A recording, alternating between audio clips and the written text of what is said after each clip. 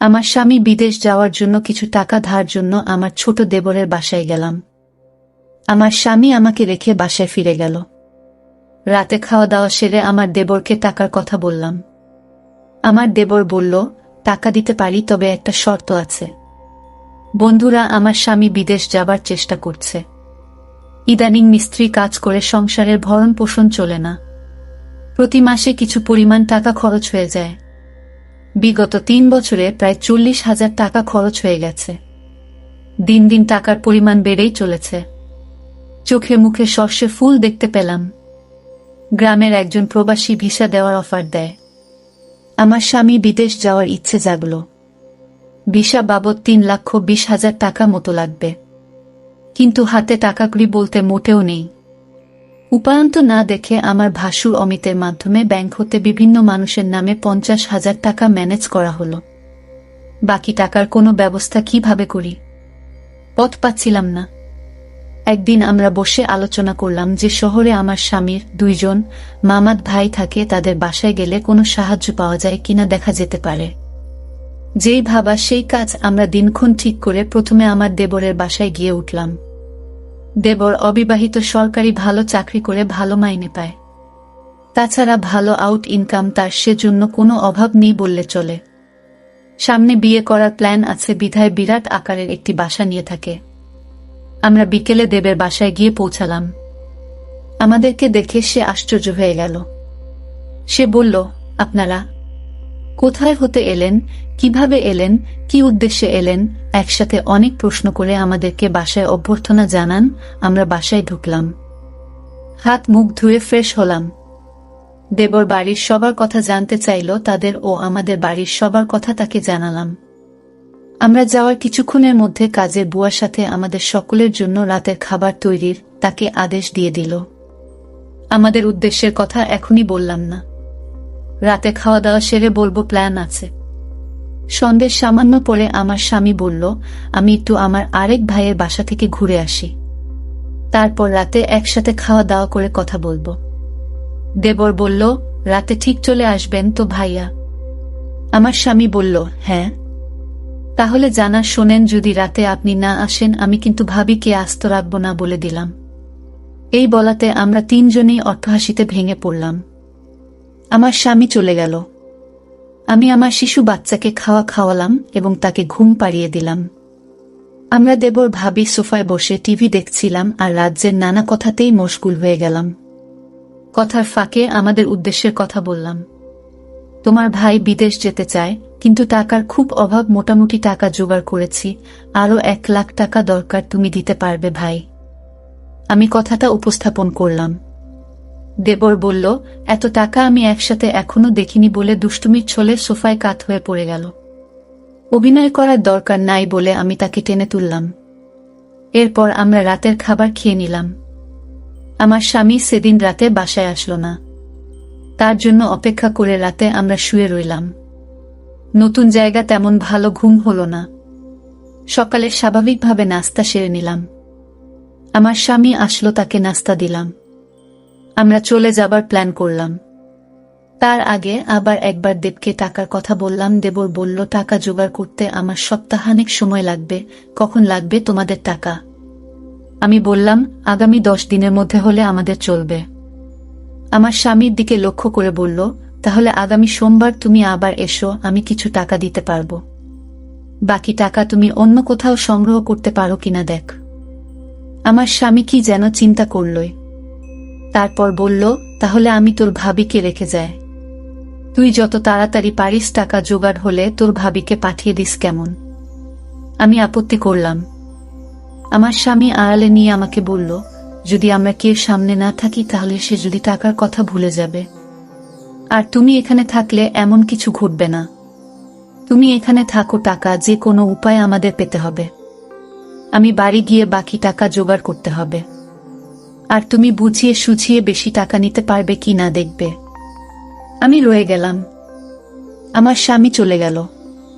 আমার স্বামীকে গাড়িতে তুলে দিয়ে 1 ঘন্টার মধ্যে দেবর ফিরে আসলেও দিনে কোনো প্রকার দুষ্টুমি করেনি।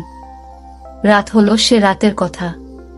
কিছুক্ষণ পর বলছি, রাত প্রায় 9টা বাজলো। আমরা রাতের খাওয়া দাওয়া সেরে নিলাম। এবার ঘুমানোর পালা। আমি আমার শিশু সন্তানকে পাত্রে দুধ খাওয়ায় ঘুম পাড়িয়ে নিলাম। আমি বিছানায় গিয়ে শুনলাম দেবর টিভি অন করে সোফায় আরাম করে বসল। বসে আমায় ডাকল, ভাবি সোফায় আসো। আমি কোনো জবাব না দিয়ে বিছানায় শুয়ে রইলাম। একবার আমাকে ডেকে সাড়া না পাওয়ায় সোফা হতে উঠে আসলো এবং আমাকে ভাবি বলে ডাকতে লাগলো। আমি সাড়া না দিয়ে পারলাম না। বললাম, অনেক রাত হয়েছে, ঘুমিয়ে পড়ো। এরপর সে বিছানায় গিয়ে শুয়ে পড়ল। কতক্ষণ ঘুমালাম জানি না, আমার ঘুম ভেঙে গেল। আমার ঘুম ভাঙলে আমি তাকে বুঝতে দিলাম না। বুঝতে পারলাম ঘুমের মধ্যে কি ঘটনা ঘটে গেছে। ভাবলাম আর থাকবো না, চলে যাব। তাই সকালে নাস্তা খেয়ে রেডি হলাম। তখনই মনে হলো এভাবে চলে গেলে স্বামীর টাকা জোগাড় হবে কিভাবে। নানান কথা ভাবতে ভাবতে সকাল 9টায় আমাকে একটা মোবাইল ফোন দিয়ে দেবর বলল অফিস হতে আমি যোগাযোগ করতে পারি, তাই এটা দিলাম। এই বলে সে অফিসে চলে গেল। আমি একা তার পথ চেয়ে বসে রইলাম। অফিসে চলে যাওয়ার পর আমি সম্পূর্ণ একা বসে বসে টিভি দেখছিলাম। দরজায় কড়া নাড়ল। দরজার পাশে গিয়ে জিজ্ঞেস করলাম, কে? বাহির হতে জবাব এলো, আমি কাজের বুয়া খুলে দিলাম। ভুয়া পাক শাক সব শেষ করে আমার কাজ হয়ে গেছে বিদায় নিয়ে চলে গেল। আমি আবার টিভি দেখায় মগ্ন হলাম। বেলা প্রায় 1টা বাজল। আমি স্নান করার জন্য প্রস্তুতি নিলাম। এমন সময় মোবাইল বেজে উঠল। দৌড়ে গিয়ে রিসিভ করলাম। ওপার হতে আমার দেবর বলতে লাগলো, ভাবি, আমি একজন লোকের হাতে 10,000 টাকা পাঠাচ্ছি। লোকটা আমার খুব আপন, একটু ভালো করে মেহমানদারি করবেন। চা নাস্তা যা চায় তা দেবেন, কোনো কার্পণ্য করবেন না, বুঝলেন? টাকাগুলো আপনার জন্য। আমি ঠিক আছে বলে ফোন রেখে দিলাম। আমি আবার টিভি দেখার জন্য সোফায় বসলাম। টিভিতে একটা ইংলিশ সিনেমা চলছে। এমন সময় দরজায় কড়া নাড়ার শব্দ হলো। দরজা খুলে দিলাম। এ কি দেখছি? সম্পূর্ণ এক নিগ্রো মানুষ, প্রায় 6 ফুট লম্বা, হাতের আঙুলগুলো যেন আমাদের বাঙালিদের হাতের বাহুর মতো, যেমন লম্বা তেমনি মোটা। লোকটি বাংলায় বলল, আসতে পারি ভাবি? আমি হেসে বললাম, হ্যাঁ আসুন। লোকটি সরাসরি সোফায় গিয়ে বসল। তাড়াতাড়ি চা নাস্তা তৈরি করে তাকে পরিবেশন করলাম। সে 10,000 টাকা আমার হাতে গুজে দিল। আমার খাতিরদারি তার নাকি বেশ ভালো লেগেছে। বিদায়ের সময় আমার কান্না এসে গেল। সে আমাকে বলল, কেঁদো না। যদি সম্ভব হয় আমি আবার একবার আসবে। তার চলে যাওয়ার পথে এক দৃষ্টিতে তাকিয়ে রইলাম। ভাবলাম সে যদি আমাকে সাথে নিয়ে নিত। বিকাল বেলায় আমার দেবর অফিস হতে ফিরে এসে লোকটির কথা জানতে চাইল, টাকা দিয়েছে কিনা। বললাম, হ্যাঁ দিয়েছে। আমার দেবর আশ্চর্য হয়ে আবার জানতে চাইল, তাহলে দিয়েছে? আমি বললাম, হ্যাঁ দিয়েছে। তো এতে আশ্চর্য হওয়ার কি আছে? আমার দেবর হেসে উঠে বলল, এমনি এমনি দেওয়ার কথা ছিল না। আমি কোনো কথা না বলে চুপ হয়ে রইলাম। আমার নীরবতা এসে যা বোঝার বুঝে গেল। আমাকে বলল, ভাবি, দুনিয়াটা বড়ই কঠিন। কেউ কাউকে এমনি এমনি টাকা দিতে চায় না, সবাই বিনিময়ে চায়। সে আমাকে ধারে টাকা দিয়েছে, যথাসময়ে এগুলো ফেরত দিতে হবে। আমি তোমাদের টাকা প্রয়োজনের কথা এবং তোমার উপস্থিতির কথা সব জানিয়েছিলাম।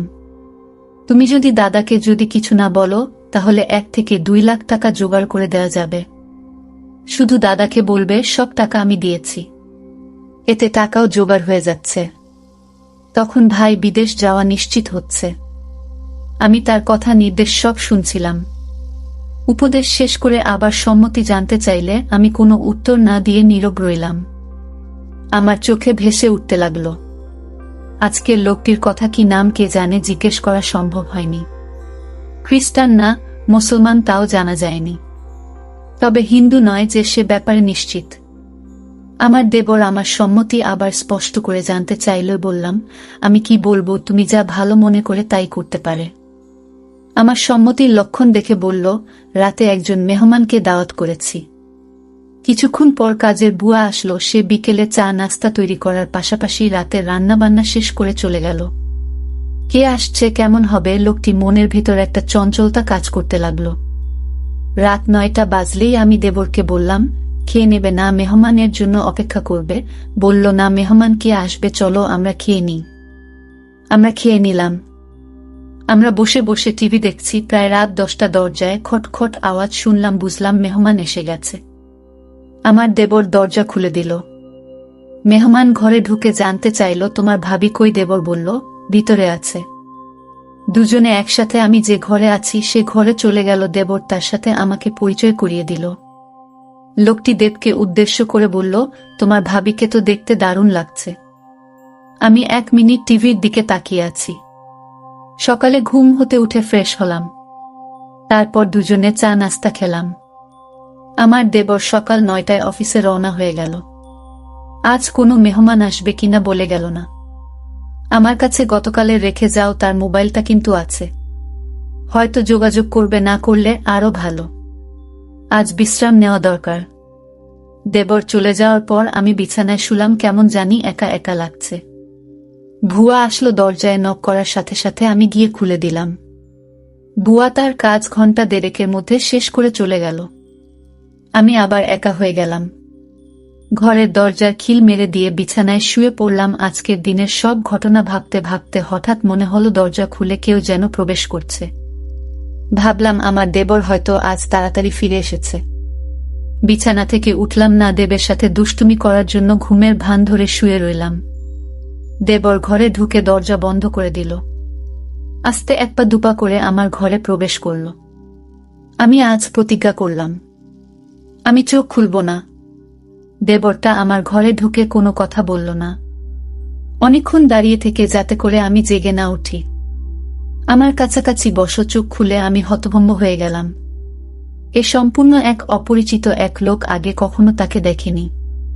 আমি জিজ্ঞেস করলাম, আপনি কে? বলল, আমাকে কেউ পাঠায় নাই, আমি পাশের বাসায় থাকি এবং এই ঘরগুলোর মালিক। বাসা হতে বের হওয়ার সময় দেখলাম তোমার দরজাটা লাগাওনি। আমি ঢুকলাম, ভাবলাম একটু গল্প করে যাই। সে বলল, আমি তোমাদের সমস্যার কথা শুনেছিলাম। কি সমস্যা বলো তো? জবাবে বললাম, আমার স্বামী বিদেশ যাওয়ার জন্য টাকা ধার চাইতে এসেছিলাম। টাকা জোগাড় হয়েছে। তোমার কি সে আপন দেবর? না, আমার স্বামীর গ্রাম্য বাল্যবন্ধু এবং দূর সম্পর্কের চাচাতো ভাই। লোকটি হেসে উঠল, তাই? চিন্তা করো না, আমি তোমাকে সাহায্য করব। আমি এখানে একা থাকি, কেউ নেই। যতদিন থাকো আমি তোমাকে সেলফ করব। আমি এখনই টাকা দিচ্ছি। এই বলে বাসায় গিয়ে টাকা নিয়ে ফিরে আসলো। টাকা দিয়ে বলল, কাউকে বলবে না। মেঘ না চাইতে জল পেলাম। লোকটা বলল, দুপুর বেলায় আমাদের বাসায় এসো, তোমার সাথে গুরুত্বপূর্ণ কথা আছে। দুপুর হতে আরো 3 ঘন্টা বাকি আছে।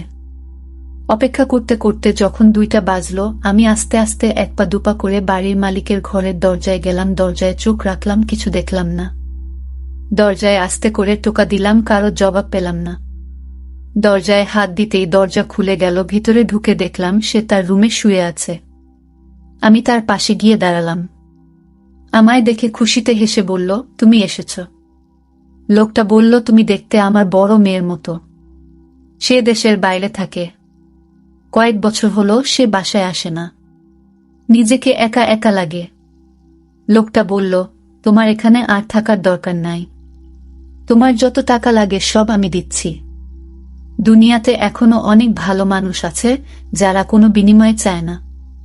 অনেক দিনের জমানো কথাগুলো তার সাথে শেয়ার করে প্রায় ঘন্টা 2 পর আমি আমার দেবর ঘরে ফিরে এলাম।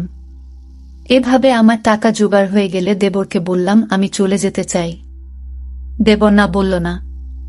তারপরের দিন সকালে আমায় বাসে তুলে দিলে আমি বাড়ি চলে এলাম। কয়েকদিন পর আমার স্বামী বিদেশ চলে গেল। বন্ধুরা, আজকে বিদায় নিচ্ছি।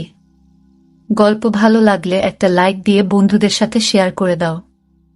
আর এই চ্যানেলটি নতুন দর্শক হয়ে থাকলে চ্যানেলটি সাবস্ক্রাইব করে নিতে ভুলবে না নতুন নতুন গল্প পেতে।